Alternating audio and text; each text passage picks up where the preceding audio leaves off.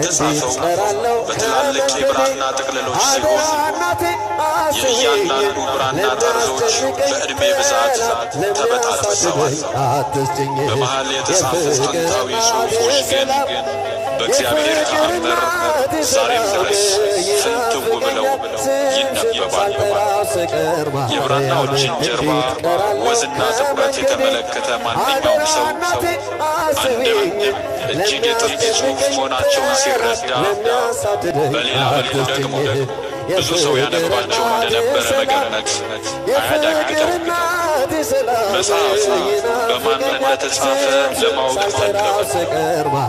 በእኔ ግምት ከ12ቱ ሐዋርያት በአንዱ እንደተጻፈ ብዙ ፍንጮችን አግኝቻለሁ።